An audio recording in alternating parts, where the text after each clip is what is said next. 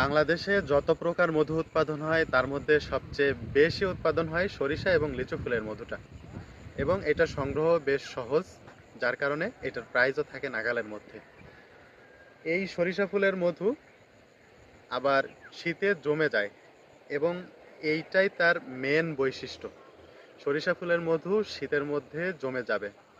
উন্নত বিশ্বে বা বাইরের দেশে এই মধুটাকে আবার অনেকে ক্রিম মধু হিসাবেও বিভিন্ন সুপার শপে বা বিভিন্ন দোকানে বিক্রি হয়। আমাদের দেশের মানুষ মধু জমে গেলেই তা ভেজাল মনে করে, কিন্তু বাস্তবে তা না। সরিষা ফুলের মধুতে গ্লুকোজ এবং ফ্রুক্টোজ সব মধুতেই থাকে, তবে সরিষা ফুলের মধুতে গ্লুকোজের পরিমাণটা একটু অধিক, একটু বেশি থাকে, যার কারণে অন্যান্য মধুর তুলনায় এই মধুটা একটু বেশিই মিষ্টি, আবার এই মধুটা একটু বেশিই জমে। আমরা বর্তমানে আমাদের মৌখামার নিয়ে আছি সেই সরিষা ফুলের মধু সংগ্রহ করার জন্য।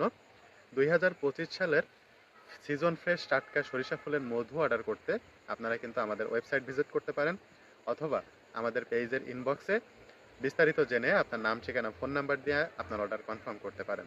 সিজনের শুরুতেই টেস্ট উপভোগ করুন নতুন বছরের সরিষা ফুলের মধু।